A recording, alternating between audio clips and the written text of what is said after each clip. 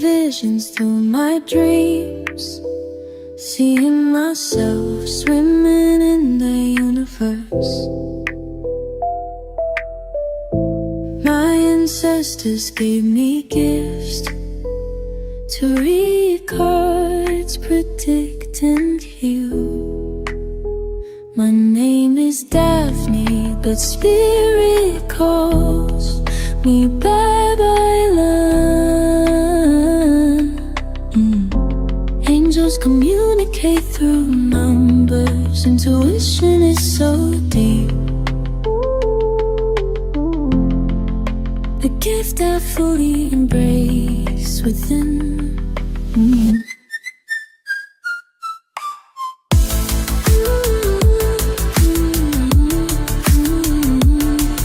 Hi everyone! Welcome po sa inyong almost personal reading. So, tingnan natin kung anong mga nangyayari sa paligid, ano? I want you to know that this is a general reading. So, pwede pong mag-resonate sa inyo ang buong reading na ito or baka konti lang. Take what's only yours. And gusto ko pong sabihin din na ito po ay a timeless reading. So kung kailan nyo po ito mapanood, the message is meant to find you. No? So tignan natin ang inyong first card. Wow, the Queen of Wands and the Temperance. I think meron ditong tao na nagpapasaya sa inyo, no? Kinakausap kayo. Let's say nagkaroon kayo ng either it could be depression, it could be breakup, no, from someone. Sabihin natin meron ka laging kausap ngayon. Hindi naman ito yung parang sinasabi mong rebound, no. Let's say nababaitan ka kay person dahil hindi mo nahanap no, sa person mo or sa ex mo itong ipinapakita nitong nitong new person na ito, no. With the Queen of Wands, the Five of Cups and the King of Swords. Parang ito yata yung kantang Bakit Ngayon Ka Lang, ano. Sabihin natin for a few numbers of you, meron kayong challenges, no. Pwedeng meron kang current person, pero yun nga, may mga challenges kayo. Ngayon, may nagpupuno ng pagkukulang ng isang tao. Hindi naman ito yung talagang sabihin natin intention mo, no, na landiin or mapansin, no, ng taong ito. I feel like merong pagkakataon or naisip din ng taong ito na dapat ako na lang, no, or sana ako na lang. O yan, so dalawa na yung kanta natin ngayon. Kung ako na lang, ano yun yung kanta? Kung ako na lang sana, bawal kasing kumanta no, dahil baka ma-copyright tayo. And hindi rin ako marunong kumanta, so wala tayong choice, magbibigay lang ako ng title. Yun, Kung Ako Na Lang Sana at Bakit Ngayon Ka Lang. Nako, no.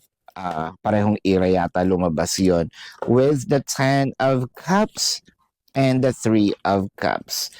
Pero chini-cheer ka naman nitong taong to. I feel like kahit masakit siguro din sa kanya, parang sinasabi nito na magkakabalikan pa kayo, no? Bakit hindi nyo pag-usapan?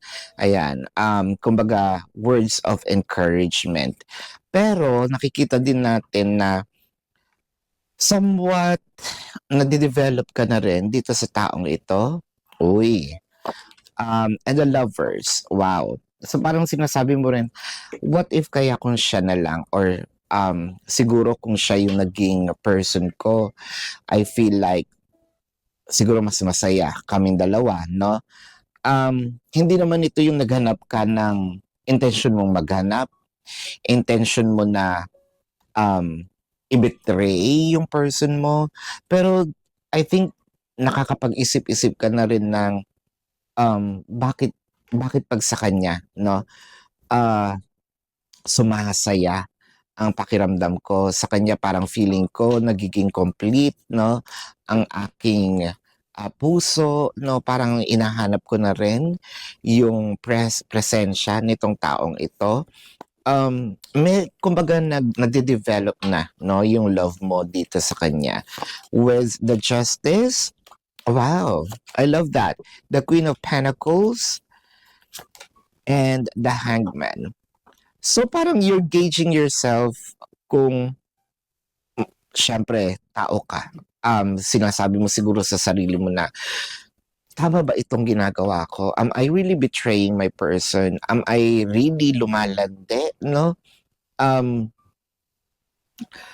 Parang a part of you wants to control yourself and tell yourself na hindi ito tama, parang parang feeling ko mas, madumi akong tao 'no, or ayoko kasing matag as someone who jumps off from a relationship to another relationship agad 'no. So you're protecting your reputation, yes, pero kasi nandun na yung nade-develop yung love, eh. Hindi natin yan maiiwasan, I mean the emotion per se 'no. Kasi kung nakikita mo na ibinibigay yung gusto mo, kumbaga sana kung kay person yun 'no, kung si person ang gumagawa nun, 'di much much better. Pero iba yung gumagawa, it felt like unti-unti ka ngang nahuhulog, eh. Ah, naku, tignan natin 'tong The Hangman kasi medyo mahirap yung magiging situation mo, the Ten of Pentacles and the Knight of Wands. Um, I feel like hindi mo mapipigilan 'tong bugso ng damdamin 'no. Hindi mo mapipigilan itong emotions na nabubuo sa inyong dalawa dahil I feel like, with the lovers you are destined to meet. Baka kasi naging daan lang talaga itong, ex mo or itong current mo to actually, have that feeling at para ma-meet mo siya at para magkaroon kayo ng magandang conversation nitong person na ito or sabihin natin magkaroon kayo ng um, communication na mag-open yung door, no? Para ma-meet niyo yung isa't isa at para ma-fulfill yung mission na um, I feel like kasi this is a twin flame connection na eh, no? O, di dalawa na, Six of Pentacles and the Four of Cups.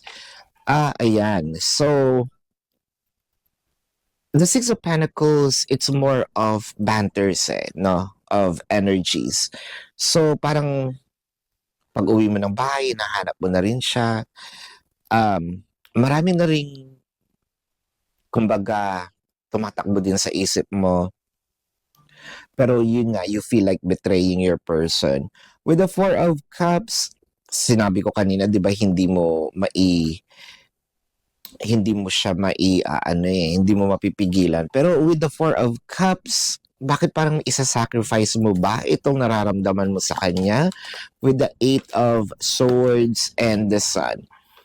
I feel like this is the best way. So, this is the best thing to do with regard to this situation. I feel like you're suppressing or you're going to suppress your feelings. Kasi ito yung nakikita mong pinaka-best na pwedeng gawin dito sa nangyayari. Up until siguro at inaantay mo siguro mawala na lang itong current relationship mo or talagang masabi natin you're totally free from the ex or probably you're waiting for the 3-month rule, no? And then, bago magsimula dito, I feel like itong relationship na to is gonna prosper. Like what I mentioned, this relationship is really made for you. Kaya kung 3-month rule lang din ang inaantay mo. So I think you're already kumbaga may backup ka na, no? Someone is already catching you. And I think that this is the time for you to actually know the person more. Pwede ka naman makipag-usap, no? And probably jump into the relationship na kasi nga maganda ang camaraderie nyo, no? And yung flow ng relationship kapag kayo'y naging kayo nitong new person. So, yeah, kayo ba'y nakaka-resonate? Let me know sa comment section. And kung kayo'y may mga katanungan, let me know. Kasi sa description box ng video na ito, there is a link. Click the link, you will be routed to my website. Nandun po yung name, number, QR code, amount per question. Take advantage of the 4 questions plus 1 kasi discounted na po yun. And if you want to book a private reading, nandun din po siya. So let's check now the zodiac sign of your person. This can be their sun sign or a placement in their chart. I am seeing Leo. I am seeing Gemini. I'm seeing Cancer, Taurus, Sagittarius, Scorpio, Virgo, Capricorn, Libra is here, Aquarius is here, Pisces is here. Sagittarius is very dominant, no? Yeah, and Gemini. This is your reading. Maraming salamat. Love and light. Namaste. See you po sa susunod na readings. Goodbye.